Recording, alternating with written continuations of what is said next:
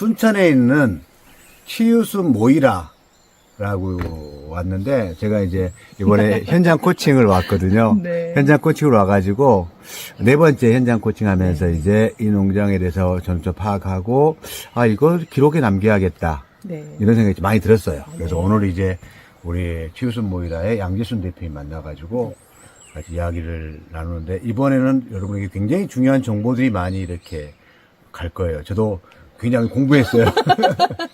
왜냐면, 특강비 받아야 돼. 네, 특강비를 이제 제가, 어떻게 지금 이걸 나눠야 될까, 코칭비를. 아유. 근데 이제, 기본적으로, 이 산림 임업, 네.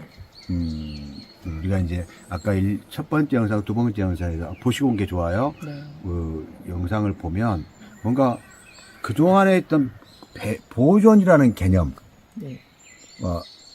딱 내 생각은 뭐냐면, 네. 사람 생각. 박사님, 이 땅을, 임야를 사고 싶어요. 그러면 사람들이 뭐라 하냐. 거기다 나무 한 그루 베일 수도 없어. 사서 뭐 할 건데. 네. 이런 반응이 좀 있어요. 그러니까 네. 많은 분들의 생각이, 물론 이제 아는 분들은 그렇지 많이 않으시지만, 많은 분들 생각이 그렇게 있다고요. 나무를 베일 수 있나요? 그냥은 되면 안 돼요. 그냥 베면 안 되죠. 네. 근데 이제 교육받고, 네. 임업 후계자 선정받고, 그리고 이제 거기를 산림교육의 인가를 세워서 인가를 받은 후에는 본인이 할 수 있는 양이 정해져 있고. 근데 그게 굉장히 어렵나요? 아니요. 그건 아주 그냥, 산림청에서 의무적으로 해주는 하나의 그냥 자, 행정 그러면 절차입니다. 기본적으로 나는, 우리가 저도 강의할 때 산림에 관심 있는 사람이 많아요. 네. 산림에 관심이 있으면서 거기에서 뭘 심어서 또 소득을 올리고자 하는 분들이 많다고요. 네.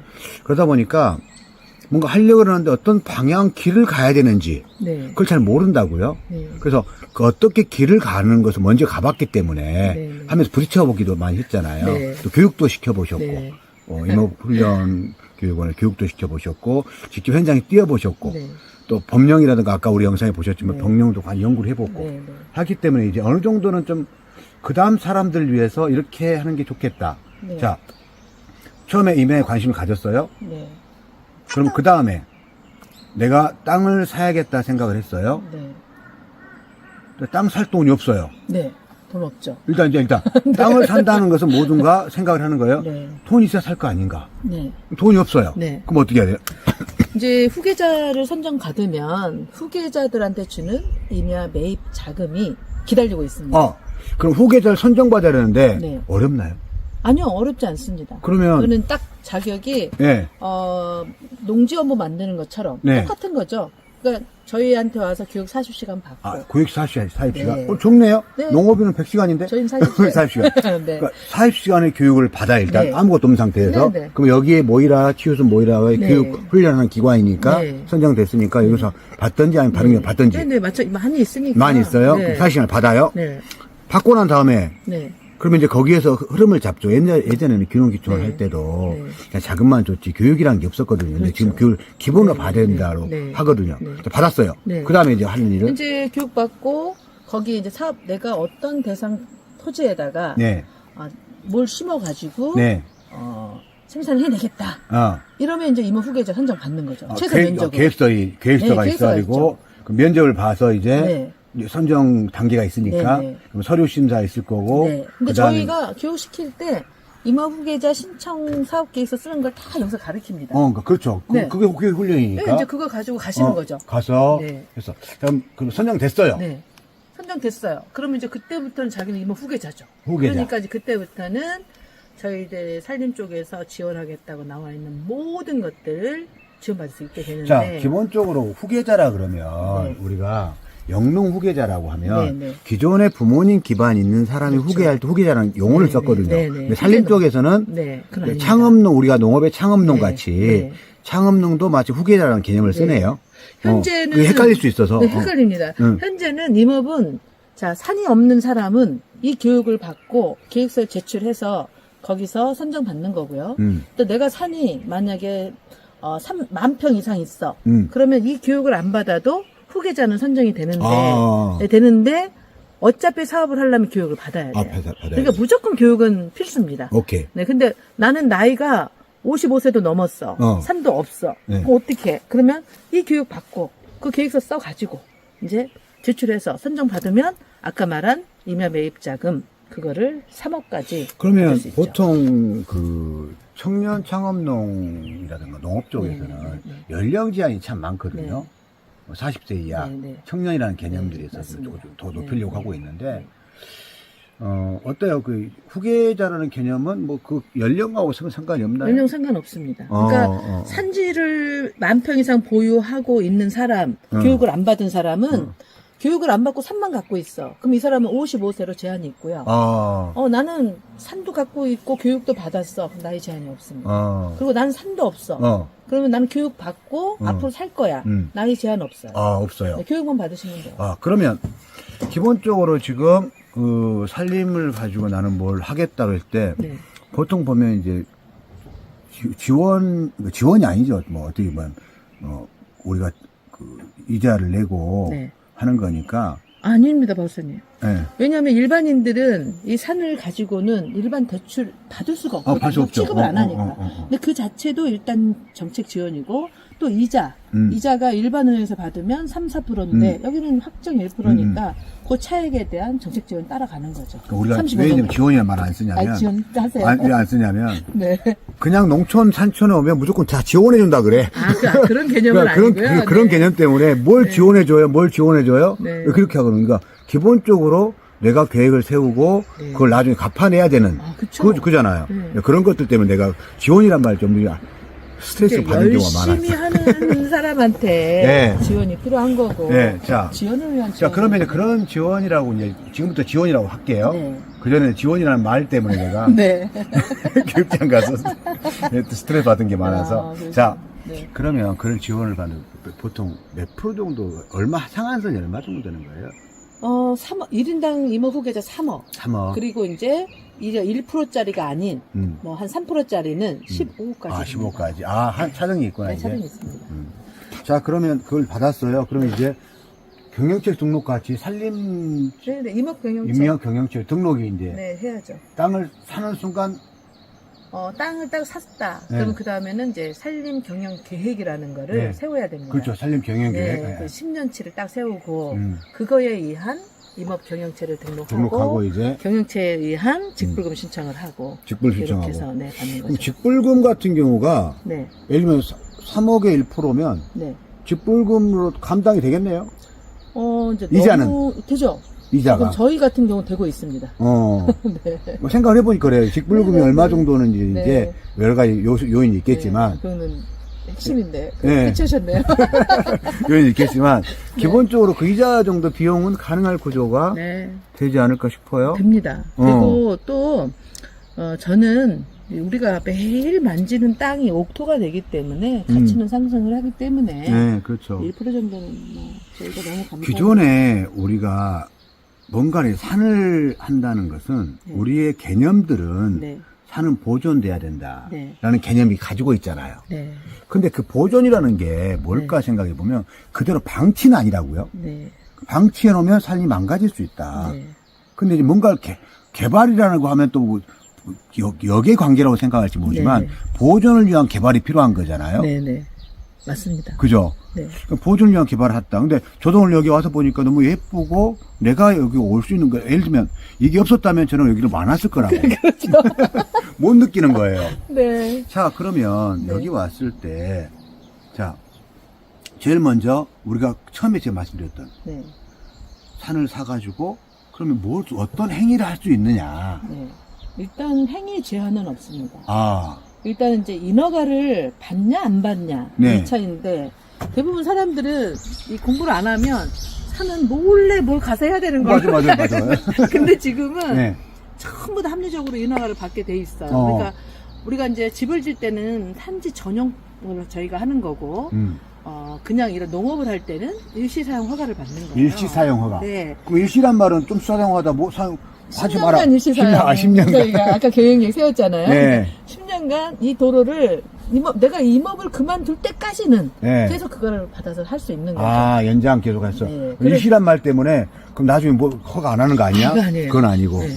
일시사용 허가를 받은 상태에서 음. 제가 이걸 다 했는데 음. 제가 집을 지으려니까 도로가 필요하잖아요. 네네. 그러면 메인도로 국도에서 네. 50m 전방에다 먼저 시설물 하나 지을 수 있는 거죠. 아, 국도에서 네. 50m 전방. 네네. 그 법이 나와 있어요. 50m 전방 길에서. 왜냐하면 50m만 도로로 확정을 또 지어줍니다. 아, 도로는, 이게 네네. 들어오는 도로를. 네, 그러면 이제 처음에 50m다 저 공장을 지었고, 공장을 지어서 막 열심히 이제 우리가 매출도 올리고 하다 보니까 교육장이 하나 필요하다. 저기서 여기까지 또 50m 도로를 또 만든 거죠. 아, 그 도로 된 데에서 네. 또 50m를 갈 수 네, 있는. 그런 법이 존치돼 있어요. 그러니까 일시사용 쓰다가 음. 전용을 하게 될 때는 전용법으로 바꿔서 하는데 저희들은 220평까지는 전용료가 민지입니다. 아, 그래요? 왜요? 여기 모이라만 특별히 해주는 거예요? 아니요, 힘드니까. 네, 그래서 어. 그런 것들을 어. 저는 어떻게 보냐면 국가가 만들어 놓은 그 정책, 그 법령을 우리가 많이 알려서 네, 교육을 받으면 그리고 목적이 뚜렷한 임업인들은 그렇죠. 네. 불편함 없이 네. 사업할 수 있어야 된다. 그래서 소득이 꼭 작물로만 되는 것이 아니라 이런 토지 재테크가 좀 돼야 내 자식들도 후기에 농사한다고 들어오지. 아버지가 30년, 50년 했는데 그렇죠. 가보니까 아무것도 변화된 재테크가 없다. 그러면 이 세대는 안 오잖아요. 그러니까 기본적으로 산주들의 가장 고민이 네. 수익이 안 나오는데 계속 저 세금 내야 되고 네. 계속 그대로만 있는 네. 국가에서 막아주는 네. 그랬는데 그것을 이제 어떻게 살림 입장에서도 네. 같이 개발하면서 소득이 네. 나와야 되고 그래야지 거기 네. 머무르게 되고 네. 그걸 가꾸게 되고 맞습니다. 그렇죠. 그래서 가꾸는 개념이잖아요. 어떻게 근데 보면. 목사님 원래 여기가 처음에 그냥 제가 이렇게 안 해놨으면 사람 한 명도 안 오죠. 그렇죠. 근데 이제 저렇게 꽃밭도 만들 수 있고 네, 네. 뭐 이렇게 저희 심는 쉼터도 만들 수 있고 이런 것들이 농지나 임야나 똑같은데 도전을 안 할 뿐이다. 그래서 저는 이제 항상 마음이 아픈 게 왜 산을 가지고 저렇게 몸살을 하고 괴로워하는가. 이게 길이 있는데 제발 와서 공부 좀 하고 저희들이랑 협업체제 구축하고 그러면 우리가 아낌없이 다 알려주고 뛰쳐가서 해주고 이렇게 하는데 저는 이런 민간 조직이 필요하다. 그러니까 이제 국가 조직에서 할 수 있는 것은 저는 한계가 있다고 보거든요. 왜냐하면 계속 뭐 이렇게 뭐 보직도 이동해야 되고 여러 가지 문제가 있는데 농업계 윤선 박사님은 항상 그 자리에서 항상 케어하시잖아요. 근데 저희 임업은 저도 누구를 찾아가려면 찾아갈 분이 없었어요. 근데 되게 어려움을 많이 겪었는데 어떻게 다행히 제가 그 법령을 이해하는 공부하는 그 두뇌가 조금 있어서 그걸 하다 보니까 이제 제가 개척자가 마치 된 것처럼 지금 좀 그런데 그건 절대 아니고요. 원래 산림청에 그게 다 있었고 그거 다 알리려고 노력을 하셨는데 받아들이는 분들이 이제 깊숙이 뼛속 깊숙이 사는 묘지 쓰고 함부로 들어가면 안 되고 뭐 이러거든요. 근데 저희 핵심은 뭐냐면 제 산이 보존산지에 농림지역의 보존산지. 그러니까 제가 그 여쭤보려고 했어요. 네, 그리고 자, 농업 쪽에서 가장 고민스러운 게 뭐냐면 네. 농업진흥지역. 네. 네.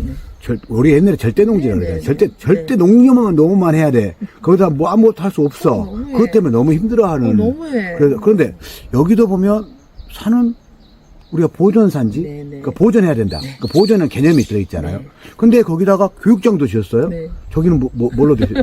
지목이 뭘로 돼? 산촌체험 교육장입니다. 산초점 착하게. 교육장. 네. 근데 저 지목이 뭐예요 지금? 교육장이죠. 교육장인데 어제 돼지죠. 돼지? 네. 그러니까 보존 지역인데 돼지화 시켜놨다고요? 네. 어떻게 그렇게 가능한 거예요? 이게? 저희들 이제 여기 간이역이 뭐야 이렇게 네. 카페 한다고 그러고 이것도 카페죠. 보존 지역인데. 네. 이제 저희는 그러니까 이제 여러분 모든 분들이 부동산에서 보는 각도와 임업인이 보는 각도 이건 아주 다릅니다. 아. 부동산은 보존산지 취급 안 합니다. 그렇죠. 안 하죠. 근데 이제 저는 우리 교육생들한테 자 보존 농림 지역에 보존산지 그리고 옆에 임업용 산지 이렇게 써진 걸 반드시 보고 사야 된다.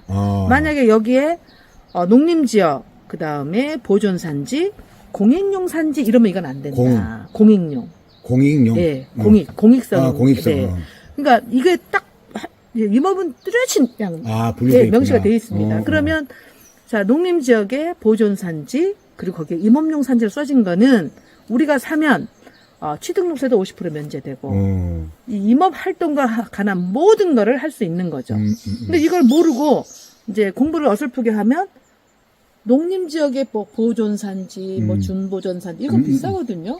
녹지 지역 이런 걸 산단 말이에요. 그러니까 초기에 자금을 확 투자해 놓고 자기가 어려움을 겪는 건데 이제 보존 산지를 사기 때문에 국가가 세금도 면세해주고 그리고 또 여러 가지 임업 활동을 할 수 있는 이런 저거 지면서 건물은 60평인데 주차장, 길까지 해서 제가 870평을 대지로 바꿨습니다. 그게 가능한 거네요. 네, 가능합니다. 사업을 받았기 때문에 가능한 거예요? 아니면 아니 이제 그 사업에서 하고 상관없이 그렇죠. 그 교육장을 하겠다. 네, 이제 아니요. 농림 지역에서 할 수 있는 명칭이 있습니다. 자, 소매점, 교육장. 도소매점 가능하고 네, 교육장 네, 가능. 이런 거. 저거 지금 2종입니다. 2종 근린생활 시절인데 그러니까 공부를 하실 때 대부분 이제 저도 임업인들이 오시면 뭐 어떤 작물을 해야 돈을 많이 벌어요? 그렇죠, 뭘 그렇죠. 심어요? 이렇게 물어보시는 분 많아요. 저는 제가 이런 지하에 딱 자릅니다.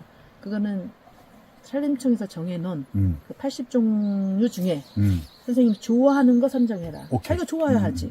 그럼 그거는 이제 1차적으로 해결됐고 둘째 지금 땅도 없는데 재배하는 거 배워서 뭐 할래? 그렇잖아요. 땅도 없는데 뭐 배우면 나이 많아서 다 까먹으니까. 자, 공부를 했어. 그럼 내가 뭘 가져야 돼? 산을 가져야 돼. 네. 그럼 이제부터 후계자 되고 산 사는 정책 공부를 라고 하자. 그래서 산 하나 사자. 네. 그래서 산을 딱 사놓고 그 다음에 이제 뭘 심을 건가 그걸 고민하고 우리가 복합경영이나 작물생산단지로 가면 된다. 그러면 이제 국가가 60%또 지원하니까 너는 40%만 가지고 사업할 수 있다. 그럼 우리가 말할 때 6대4 이러면 얼마 안 돼요. 이건 너무 잘못된 사고방식이다. 6이라는 돈은 정말 누가 안 주잖아요. 부모도 그렇죠, 안 주고. 그렇죠. 뭐 형제간한테 가서 나 1억 필요한다. 너 6천만 원만 놔주라. 이러면 누가 주겠어요?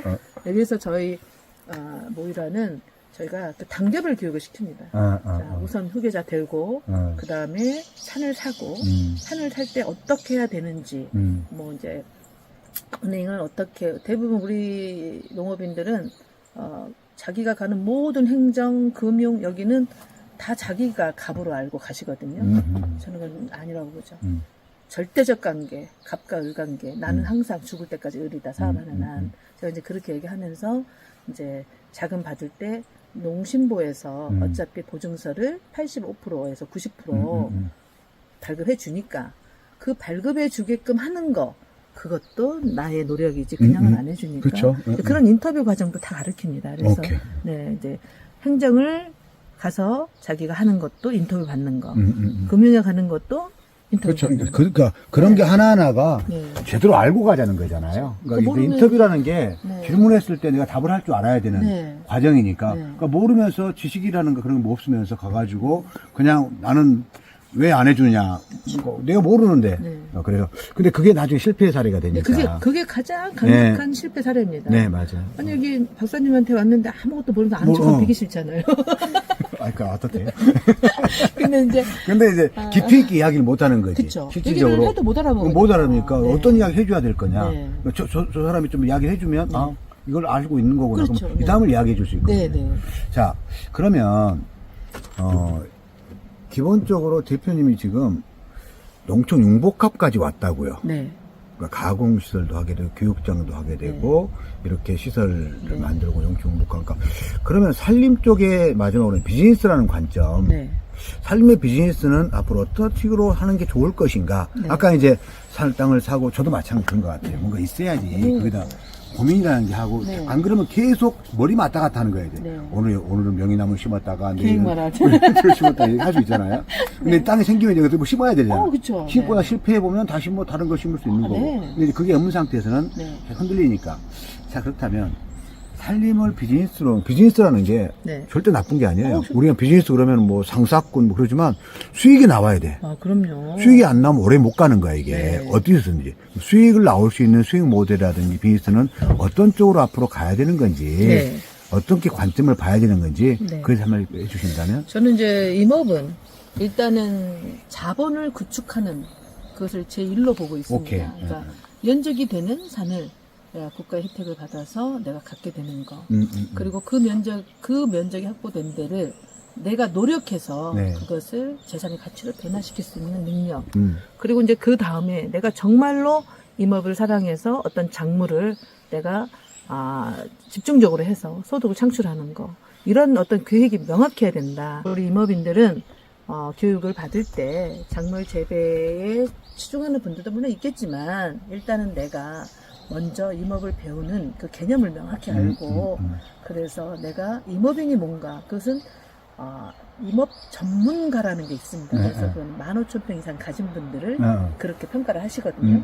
그러면 내가 그 정책으로 들어가려면 그 정책에서 요구하는 조건을 내가 가져야 되니까 이제 산부터 가지고 있으면서 무엇을 하려고 해야지 산도 없고 아무것도 없는데 생각만 가지고 계속 얘기를 하면 실현이 안 된다는 거죠. 그래서 교육 받을 때 교육 단단하게 받으시고 그리고 좋은 멘토 자기가 있으면 꼭 가서 그분을 멘토로 해서 열심히 배워가지고 나중에 그분과 꼭 끝까지 협업하는 그래서 지속 가능한 살림 사업을 하는 그런 분들이 되시면 자식들도 좋아하는 네, 자식들에게 대우받는 부모가 될 수 있습니다. 그럼 실질적으로 이제 앞으로의 그 살림의 방향성, 네. 옛날의 보존의 개념에서 네. 이제는 새로운 보존의 개념, 네. 새로운 보존의 개념이고 그 보존의 개념이 아까 여기서는 보니까 정원이라는 개념, 네. 살림 정원 갤러리 네. 그런 개념, 치유농업이나 치유숲 네. 이라는 개념, 그냥 우리가 치유숲 해가지고 국립관리공원, 네. 뭐 광원리공원 뭐 그런 형태만 가서 보는 게 아니라 네. 우리가 새로운 치유숲을 만들 수 있는 네. 그런 구조들의 비즈니스 모델들, 네. 그 다음에 여기서 명이나무를 가지고 그걸 가지고 또 가공이라든가 해서 하고 체험이라든가 또 이 공간을 어울리게 네. 올 수 있는 구조들, 다양한 비즈니스 모델도 생성될 것 같아요. 지금 이제 임업이 사실은 굉장히 장르가 넓습니다. 왜냐하면 저도 여기를 지금 이제 개인 사유휴양림, 사유수목원 이런 쪽, 뭐 지방정원 이런 데로 지금 하려고 계획을 하고 있고 그 숲속 야영장 그렇죠. 이런 것도 저희가 또 할 수 있는 거고. 네. 지금 이제 지금 현재 산림청장님께서, 남성현 청장님께서 이제, 지금 살림을 어떻게 하시냐면, 살림 르네상스 그래서, 네. 임업인이 잘 사는 살림청이 되겠다. 이런 슬로건을 내거셨어요. 그래서, 숲체험 경험님 이래가지고, 500평 이상 가진 사람들이 5년 이상 열심히 한 분들한테는 여기서 이제 그 복합적인 수익 모델이 되는 뭐 숙박시설, 아까 음식점, 이걸 복합적으로 할 수 있는 그 사업을 만들었습니다. 그러니까 내가 도전해서 하면 5년 있으면 나도 그 사업을 딸 수 있는 거죠. 그런데 교육을 안 받으면 그런 모든 치유 물질을 싹 없애버리는 분들이 계시거든요. 나무를 홀라당 다 베어버린다든지 이러면 못하는 거니까 사업이 딱 절단되는 거죠. 그렇죠. 그래서 저는 진짜 가슴이 막 저리게 말하고 싶은 게 공부를 하되 깊이 했으면 좋겠다. 그리고 먼저 하신 분들을 많이 보고 네. 자기가 타겟을 삼아야 된다. 네. 멘토를. 그래서 그분하고 지속적으로 해야 된다. 그래야 길이 생기지. 이거를 나 혼자 몰래 숨어서 나만 할 거야. 이러면 살림은 죽어도 되질 않는다. 그래서 지금 저는 우리가 정말 현재 산림청은 정말 우리의 멘토입니다. 지금 청장님 방향이 우리 임업인들에게 이렇게 할 수 없어 할 정도로 하고 계시거든요. 이런 때가 찬스고 기회다. 산지는 반드시 그러니까 열어주는데 한계가 있다. 이것도 지켜야 허파가 그렇죠. 되니까. 네네. 그러니까 지금 들어오셔서 공부하신 분들 아니면 앞으로 하실 계획이 있다. 그럼 조금 서둘러서 하시되 살림 정책에 맞춰서 친환경적으로 하시면 반드시 이게 재산이 되고 가문의 안전한 삶의 터전이 된다. 그래서 안전한 먹거리 생산, 그리고 우리들이 들어가서 쉴 수 있는 안전한 터, 이런 것들을 갖는 것, 기후변화, 그리고 ESG 경영 그쵸. 우리가 하는 데서는 최고의 가치가 임업이다. 네. 죄송합니다, 네. 박사님. 아유, 제가 지금 계속 고민하다가 네. 산을 사야겠구나. 박사님 산날 하신다면 제가 멘토해야죠. 네. 이제 그런 생각이 들고 하는 게 네. 과거에 그러니까 제가 저도 이제 여러 가지 뭐 복합경영도 컨설팅하고 많이 해봤지만 이번에 명확해진 것 같아요. 조금 대표님 네. 만나면서 그러셨어요? 그러니까 많이 공부하면서 경험해보고 교육시켜보고 네. 강사들 초대해보고 네. 서로 이야기해보고 또 강사들 중에 정책하시는 분들 같이 만나보고 네. 하다 보니까 어느 정도의 그 전체 흐름을 파악하면서 이야기하고 있지 않을까. 그래서 오늘 여러분들에게 오늘 이 영상은 정말 도움이 되실 거예요. 특히나 또 기농기촌 하면서 살는 산촌, 귀산촌 하시는 분들에게, 방향성을 정확하게 더 깊게 들어가서 공부해야 되는 문제지만 방향성을 제시해주는 영상이 되지 않을까 싶고요. 오늘 세 번째 영상까지 이렇게 같이 이야기 나눠주셔서 너무 고맙습니다. 너무 미숙한 아낌없이 저에게 주는 또 이렇게 양재수 해주셔서 대표님. 감사합니다. 네, 고맙습니다. 네, 감사합니다. 네. 자, 여기 오려면 어떻게 와야 돼요? 여기요. 국가정원이 있는 순천시 네. 서면 청석길 434-1 치시면 모이라가 나옵니다. 네이버에. 네, 모이라. 꼭 놀러 오세요. 그리고 그냥 와셔가지고 하지 말고 전화 꼭 하고 오셔야 돼요. 전화번호 밑에 넣어놓을 테니까. 네, 그래서 여기는 그러셔야 됩니다. 계속 바쁘신 분이라서 만나기 힘들어요. 네, 그러면 다음에 뵙도록 하겠습니다. 수고하셨어요. 감사합니다. 감사합니다. 네.